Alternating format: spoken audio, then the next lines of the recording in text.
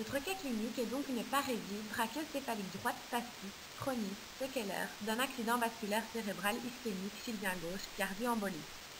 Le traitement qui est administré au patient est une série d'injections de toxines botuliques et de baclofène, un agoniste GABAergique. Il s'agit d'un homme de 65 ans, fumeur, présentant un taux de cholestérol élevé et souffrant d'une insuffisance cardiaque droite entraînant de fréquentes fibrillations. À l'examen clinique, il présente donc une parésie brachiocéphalique droite spastique chronique. Je vais tout d'abord commencer par rappeler les différentes branches de l'artère carotide interne afin de localiser l'artère tibienne. L'artère carotide interne, après avoir pénétré dans l'espace sous-arachnoïdien, donne une première branche, qui est l'artère ophtalmique. Par la suite, elle donne l'artère communicante postérieure et l'artère choroïde antérieure. Enfin, elle se divise en artère cérébrale antérieure et moyenne, en dessous de la substance perforée antérieure. Dès lors, nous pourrons plus aisément situer l'artère tibienne ou artère cérébrale moyenne.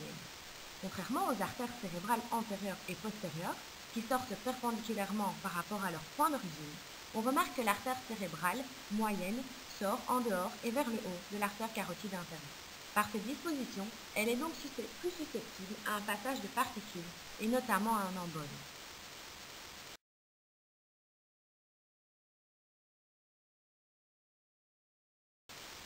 En lien avec notre cas clinique, il est important de rappeler les différents territoires d'irrigation de l'artère tibienne ou artère cérébrale moyenne. Cette dernière pénètre dans la fissure de Sylvius. Ces différentes branches vont ainsi permettre l'irrigation d'une partie de la face externe de l'hémisphère cérébral qui comprend la partie externe de la circonvolution frontale ascendante, qui est l'aire motrice primaire, et la troisième circonvolution frontale qui comprend notamment l'aire de Broca. Signalons que dans notre cas clinique, l'aire de Broca ne semble pas touchée. Il est donc important de signaler qu'il existe de nombreuses variations anatomiques quant à l'origine des artères, mais aussi concernant les différents systèmes anastomotiques. Maintenant que nous connaissons les différents territoires d'irrigation de l'artère tibienne, il est important de rappeler l'homunculus moteur de Penfield afin de déterminer quelles régions seront touchées par une obstruction de l'artère cérébrale moyenne. En effet, il existe une certaine organisation somatotopique au niveau du cortex moteur. À la face inférieure et latérale de la circonvolution frontale ascendante, nous avons les neurones qui s'occupent des muscles de la tête et de la face. La région moyenne et latérale représente les muscles des membres supérieurs. Et sur la surface interhémisphérique se trouvent les neurones qui s'occupent des pieds. Dès lors, en suivant le territoire d'irrigation de l'artère tibienne, cela nous permet d'expliquer la parésie brachiocéphalique.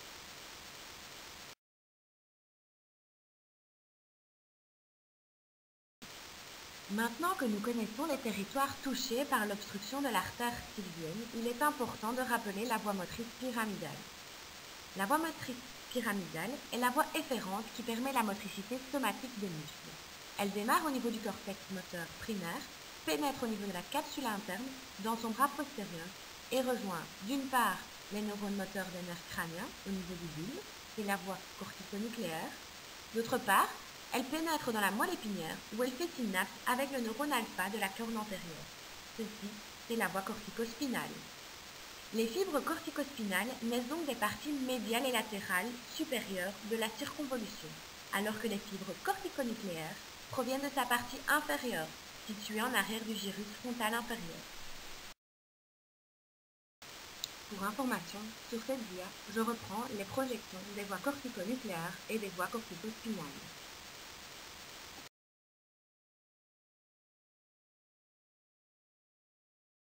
Expliquons maintenant la spasticité observée chez notre patient.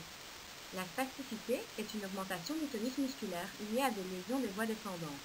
Il s'agit donc d'une exagération du réflexe ostéotendineux. En effet, les voies descendantes sont incapables d'exercer leur effet inhibiteur foncé. Passons maintenant au traitement.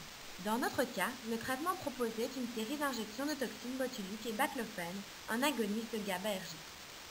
D'abord, nous allons rappeler quelques notions physiologiques. Qu'est-ce que le complexe NAR? Le complexe NAR permet la fusion des vésicules contenant le neurotransmetteur avec la membrane du bouton présynaptique. De cette façon, cela permet le relargage du neurotransmetteur. La toxine botulique est ici utilisée afin d'inhiber le complexe nerve. De cette façon, nous inhibons le relargage du neurotransmetteur dans la pente synaptique et nous empêchons la transmission de l'influx nerveux. Le GABA est un puissant inhibiteur. Dans notre cas clinique, nous allons utiliser le baclofène, un agoniste, afin d'inhiber les motoneurones alpha hyperexcitables. À partir de toutes ces informations, nous pouvons dès lors établir un schéma explicatif de notre vignette clinique. Le tabac, le cholestérol, la déficience cardiaque et l'âge du patient permettent d'expliquer, via la triade de Virchow, la thrombose observée chez notre patient. À partir de cette thrombose, nous avons dès lors un embole qui a circulé et qui a obstrué l'artère sylvienne gauche. En effet, celle-ci, de par son orientation, est plus susceptible à cette obstruction. Cette obstruction de l'artère sylvienne entraîne une ischémie au niveau de la circonvolution frontale ascendante gauche, entraînant une nécrose de cette partie et dès lors une atteinte du faisceau pyramidal. Le faisceau pyramidal qui subit une décrustation au niveau bulbaire pour 80% de ses fibres. L'atteinte de ce faisceau pyramidal entraîne une exagération du réflexe ostéotendineux. Par toutes ces informations, nous pouvons dès lors conclure que cela entraîne une parésie brachiocéphalique droite, ici dans ce cas, si l'on reprend la décustation bulbaire, spastique, chronique